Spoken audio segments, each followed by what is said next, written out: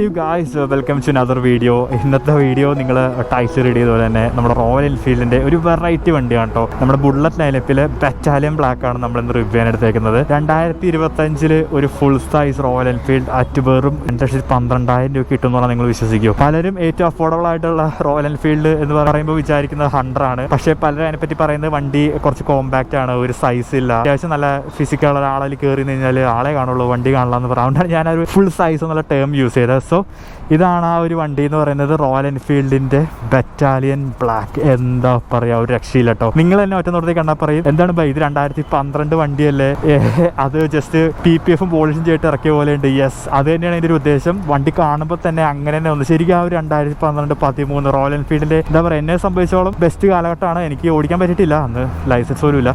ആ ഒരു ടൈമിൽ നമ്മൾ കണ്ടു മറന്ന ആ ഒരു ഡിസൈനാണ് ഇപ്പോൾ റോയൽ എൻഫീൽഡ് ബറ്റാലിയൻ ബ്ലാക്ക് എന്ന രീതിയിൽ ബുള്ളറ്റിൽ തിരിച്ചു കൊണ്ടുവന്നേക്കുന്നത്. ഈ ഒരു പെയിന്റഡ് ആയിട്ടുള്ള ട്രിപ്സ് ആണെങ്കിലും ഈ ഒരു 3D ബാഡ്ജ് ആണെങ്കിലും എന്തിന് ഈവൻ ആ ഒരു സീറ്റ് ആണെങ്കിൽ കൂടി അവർ റിട്ടേൺ ചെയ്തിട്ടുണ്ട്. പിന്നെ മെയിൻ വ്യത്യാസം എന്ന് പറഞ്ഞു കഴിഞ്ഞാൽ ഇതിന്റെ ആ ഒരു ടെയിൽ ലൈറ്റ് ആണ്. ബുള്ളറ്റ് എന്ന് പറയുമ്പോൾ നമ്മുടെ മനസ്സിൽ ആദ്യം വരുന്ന ഒരു ടെയിൽ ലൈറ്റ് ആണ്, അത് ഇവരിനകത്തേക്ക് കൊണ്ടുവന്നിട്ടുണ്ട്. അപ്പോൾ ജസ്റ്റ് ഞാൻ ഈ വണ്ടിയുടെ ഫുൾ വിശേഷം പറഞ്ഞുതരാം, ഇതിന്റെ പ്രൈസ്, പിന്നെ മറ്റ് ബുള്ളറ്റ് മോഡലായിട്ടുള്ള വ്യത്യാസം, എത്ര വേരിയന്റ്, അങ്ങനെയുള്ള സകല ഡീറ്റെയിൽസും ഞാൻ ഈ വീഡിയോയിൽ ജസ്റ്റ് പറഞ്ഞുതരാം. ഞാൻ പറഞ്ഞ പോലെ തന്നെ നമുക്ക് വേരിയന്റിൽ നിന്ന് തുടങ്ങാം.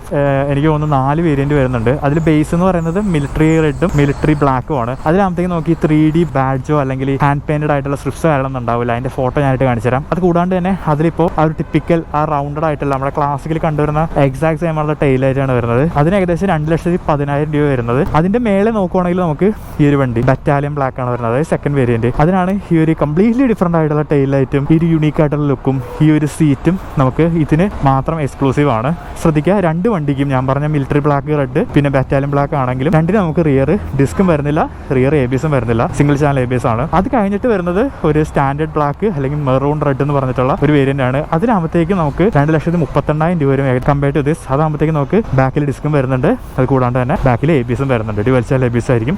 പിന്നെ ടോപ്പിലിരിക്കുന്നത് നമ്മുടെ ബ്ലാക്ക് ഗോൾഡ് എന്ന് പറഞ്ഞൊരു കളറാണ്. അതാകുമ്പോൾ കംപ്ലീറ്റ്ലി ബ്ലാക്ക് ഒരു വണ്ടിയാണ്. അതിനകത്തേക്ക് 2,70,000 50,000 ഞാൻ കറക്റ്റുള്ള താഴെ ആ ഒരു റേഞ്ച് വരുന്നുണ്ട്. അപ്പോൾ ഇങ്ങനെയാണ് നമുക്ക് ബുള്ളറ്റിൽ ഇപ്പോൾ കറന്റ് ഒരു ലൈനപ്പ് വരുന്നത്. നമുക്ക് 2 വേരിയന്റിൽ സിംഗിൾ ചാനൽ ABSും ബാക്കി 2 വേരിയന്റ് ഡ്യുവൽ ചാനൽ ABS ആയിട്ടാണ് ഇപ്പോൾ നിലവിൽ വരുന്നത്. എന്തുകൊണ്ട് ഈ വണ്ടിനെ വ്യത്യസ്തമാക്കുമെന്ന് ചോദിച്ചു കഴിഞ്ഞാൽ ശരിക്കും ബുള്ളറ്റ് എന്ന് പറയുന്നത് നമ്മുടെ മനസ്സിൽ വരുന്ന ഒരു ഡിസൈൻ ഉണ്ടല്ലോ, ഇത് കാണിക്കുന്ന ഒരു വണ്ടി ബറ്റാലിയൻ ബ്ലാക്ക് തന്നെയാണ്. പക്ഷേ കമ്പയർ ടു റെസ്റ്റ് ഇതാണ് കുറച്ചും കൂടി എന്നെ സംബന്ധിച്ചോളം ബുള്ളറ്റ് എന്ന പേരിനോട് നീതി പുലർത്തുന്നത്. ഫ്രണ്ടിൽ നോക്കുകയാണെങ്കിൽ നമുക്ക് എല്ലാ വേരിയന്റിനും എല്ലാ ബുള്ളറ്റ് ലൈനപ്പിലും നമുക്ക് ഹാലജൻ ഹെഡ്ലൈറ്റ് ആണ് വരുന്നത്.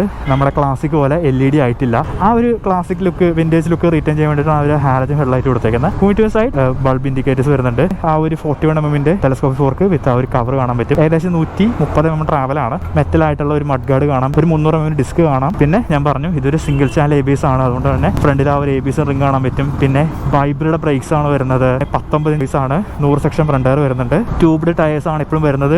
ബുള്ളറ്റ് വേരിയന്റിൽ ഒന്നിനും നമുക്ക് ട്യൂബ്ലെസ് വീൽ വരുന്നില്ല. ആകെ ക്ലാസിക്കിന്റെ ടോപ്പ് മോഡൽ ആയിട്ടുള്ള ഗോവൻ ക്ലാസിക്കിനും ഒരു അലവിൽ വരുന്ന ക്ലാസിക് ഉണ്ടല്ലോ, അതിന് മാത്രമേ നമുക്ക് ട്യൂബ്ലെസ് വീൽ വരുന്നുള്ളൂ. ബാക്കി നോമ ക്ലാസിക് ആയാലും എല്ലാ ബുള്ളറ്റിനും നമുക്ക് ട്യൂബ്ലെസ് വീൽസ് വരുന്നില്ല, ട്യൂബ്ഡ് വീൽസ് തന്നെയാണ് ഇപ്പം വരുന്നത്. ഓക്കെ, പിന്നെ സൈഡിലേക്ക് വരുവാണെങ്കിൽ മെയിൻ അട്രാക്ഷൻ എന്ന് പറയുന്ന ഒരു എഞ്ചിനാണ് കേട്ടോ. കാണാൻ പറ്റും J എന്ന് എഴുതി കാണാം. യെസ്, ആ ഒരു J സീരീസ് എഞ്ചിനാണ്. ആ ഒരു SOSC ഹെഡോട് കൂടിയ 4 സ്ട്രോക്ക് 2 വാൽവ് 349cc എഞ്ചിനാണ് ഇപ്പോൾ അവർ ബുള്ളറ്റിലും കൊണ്ടുവന്നേക്കുന്നത്. ഈ ഒരു എഞ്ചിൻ ആദ്യം വന്നത് മീറ്റിയോറിലായിരുന്നു, പിന്നീട് അത് 100ലേക്ക് വന്നു, ക്ലാസിക്കിലേക്ക് വന്നു, അറ്റ്ലാസ് നമ്മുടെ ബുള്ളറ്റിലേക്ക് വന്നിട്ടുണ്ട്.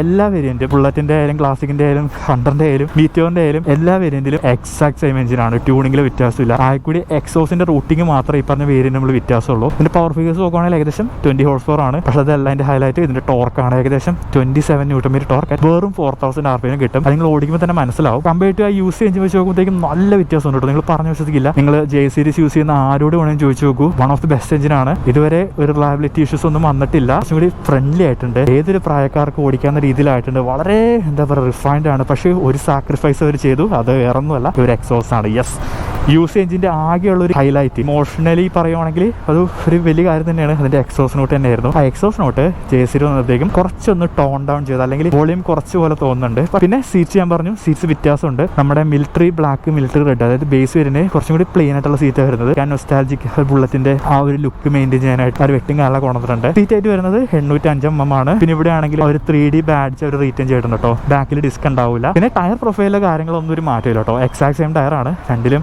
C8ന്റെ ടയേഴ്സാണ് അക്രോസ് എല്ലാത്തിലും യൂസ് ചെയ്യുന്നത്. 100 സെക്ഷൻ ഫ്രണ്ടും 19 ഇഞ്ചാണ് ഫ്രണ്ടിൽ, ബാക്കിൽ 18 ഇഞ്ചിന്റെ 120 സെക്ഷൻ ടയറുമാണ് വരുന്നത്. ആ ഒരു ടെയിൽ ലൈറ്റ് ബൾബാണ്, പക്ഷെ ശരിക്കും വണ്ടിക്ക് ബാക്കിൽ നോക്കുമ്പോഴത്തേക്കും ആ ഒരു ക്ലാസിക് ലുക്ക് ശരിക്കും കൊടുക്കുന്നുണ്ട് കേട്ടോ. നല്ല രസമുണ്ട് കാണാനായിട്ട്. കുറച്ച് ചെറുതായോ എന്നൊരു സംശയം. നമുക്കിവിടെ കാണാം ഒരു സാരി ഗാർഡ്, അത്യാവശ്യം ഒതുങ്ങിയിരിക്കുന്ന ഒരു സാരി ഗാർഡ് ഉണ്ട്. 5 സ്പീഡ് ഗിയർ ബോക്സ് ആണ് വരുന്നത്. സൂപ്പർ ക്ലച്ചോ കാര്യങ്ങളൊന്നുമില്ല. ക്ലച്ച് കുറച്ചൊന്ന് ഹെവിയർ സൈഡ് ആണ്. പിന്നെ നമുക്കൊരു 13 ലിറ്ററിന്റെ ടാങ്ക് കാണാം. ഏകദേശം 37 to 40 ആണ് ഒരു ആവറേജ് മൈലേജ് പറയുന്നത്.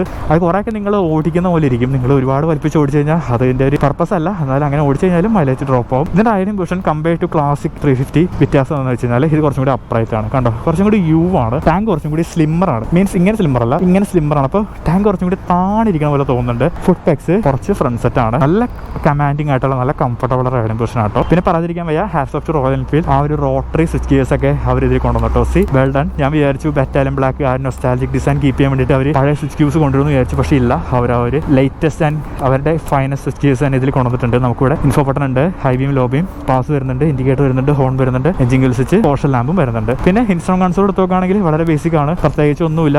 നമുക്കിവിടെ ഒരു ചെറിയ LCD മീറ്റർ കാണാം. അതിലൊരു ഫ്യൂവൽ ലെവൽ കൊടുത്തിട്ടുണ്ട്. നമ്മൾ ഇൻഫോ ബട്ടണിലേക്ക് മാറുവാണെങ്കിൽ സമയം കാണിക്കും, ഓട കാണിക്കും, ട്രിപ്പ് 1 കാണിക്കും, ട്രിപ്പ് 2 കാണിക്കും, ട്രിപ്പ് ഓഫ്. അത്രയേ ഉള്ളൂ, വേറെ ഒന്നുമില്ല. ഈ കൺസോളിന്റെ ഈ LCD കൺസോളിന്റെ ആകെ ഇഷ്ടമില്ലാത്തൊരു കാര്യം എന്ന് വെച്ച് കഴിഞ്ഞാൽ നമ്മളിപ്പോൾ ട്രിപ്പ് 1 വെച്ചിട്ട് ഓടിക്കാന്ന് ഇരിക്കുക, നമുക്ക് സമയം കാണാൻ പറ്റില്ല. സമയം കാണണമെങ്കിൽ നമ്മൾ സമയത്തിലേക്ക് പോകണം. ഇനി ട്രിപ്പ് കാണണമെങ്കിൽ വിൻ ട്രിപ്പിലേക്ക് പോകണം. അതിന് മുമ്പ് big thanks to Kaisa Motors Vyttila. അവരാണ് നമുക്ക് വണ്ടി പ്രൊവൈഡ് ചെയ്യുന്നിരിക്കുന്നത്. സോ വണ്ടിയെ പറ്റിയുള്ള എൻക്വയറീസോ ബുക്കിംഗ് കാര്യങ്ങളൊക്കെ ഉണ്ടെങ്കിൽ നിങ്ങൾ ഇവരെ ഒന്ന് കോൺടാക്ട് ചെയ്യുക. ഇവരുടെ നമ്പേഴ്സ് ഞാൻ താഴെ കൊടുത്തേക്കാം, അല്ലെങ്കിൽ ഇപ്പോൾ ഡിസ്ക്രിപ്ഷനിൽ കൊടുത്തേക്കാം. ഈ വണ്ടി എങ്ങനെയുള്ളവർക്കാന്ന് വെച്ച് കഴിഞ്ഞാൽ നിങ്ങൾ വൻ സ്പീഡൊന്നും ആഗ്രഹിക്കുന്നില്ല, അതായത് പൊളിച്ചടിക്ക് 80 പോകുന്ന ആൾക്കാരല്ല, മെച്യൂർഡ് ആയിട്ടുള്ള റൈഡേഴ്സ് ആണെങ്കിൽ നിങ്ങൾക്ക് ഈ ഒരു വണ്ടി ധാരാളം. സ്റ്റാർട്ട് ചെയ്യുന്ന വണ്ടിയുടെ എക്സസോട് ചെറുതാണെന്ന് കേൾപ്പിച്ചു തരാം.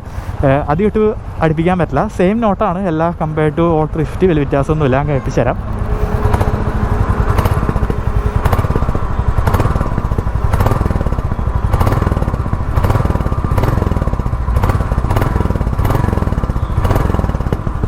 ആ ഒരു മെറൂൺ കളർ ഞാൻ പറഞ്ഞില്ലേ, 2,38,000 രൂപയുടെ മോഡൽ നമ്മളിവിടെ എടുത്ത് വെച്ചിട്ടുണ്ട്. ബറ്റാലിയൻ ബ്ലാക്ക് നിങ്ങൾ നോക്കി, എക്സാക്ട് സെയിം ലുക്കാണ്. സ്പെക്ക് വൈസ് ആണെങ്കിലും വണ്ടിയുടെ പാർട്സ് ആണെങ്കിലും എല്ലാം സെയിം ആണ്, എഞ്ചിന് സെയിം ആണ്. എന്താണ് വ്യത്യാസം എന്ന് വെച്ചാൽ നിങ്ങൾ സീറ്റ് ഉണ്ടോ, സീറ്റിന്റെ ലേ ഔട്ട് വ്യത്യാസമുണ്ട്. സീറ്റൊക്കെ സെയിം ആട്ടോ, അത് ഞാൻ പറഞ്ഞ പോലെ തന്നെ ആ ഒരു ഫുൾ സീറ്റാണ് വരുന്നത്. പിന്നെ ഇത് നമുക്കൊരു ബ്ലാക്ക് കളർ അവൈലബിൾ ആണ്. ഇതിൽ നമുക്ക് ഒരു പിൻ സ്ട്രിപ്പ് കാണാനായിട്ട് പറ്റും. പിന്നെ കൺസോളൊക്കെ എല്ലാം സെയിം ആണ്, സെയിം ബട്ട് നോ ഡിഫറൻറ്റ്. പിന്നെ വ്യത്യാസം എന്ന് വെച്ച് കഴിഞ്ഞാൽ ബാക്ക് സി ഇതിനകത്തേക്ക് നമുക്ക് റിയർ ഡിസ്ക് വരുന്നുണ്ട്, ABS വരുന്നുണ്ട്, അതിനകത്തേക്ക് ഉണ്ടാവില്ല. പിന്നെ എത്ര വ്യത്യാസം, യെസ് ബാക്കിൽ നോക്കുക, സി ആ ഒരു വ്യത്യാസം കണ്ടോ.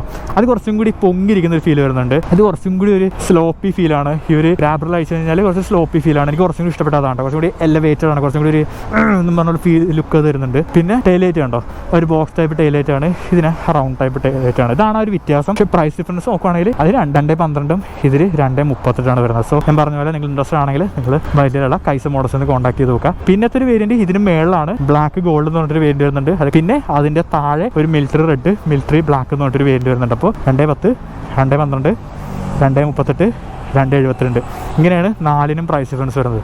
Okay, alright. So that's it guys. അടുത്തൊരു വീഡിയോ കാണുന്നവരെ ബൈ, cheers.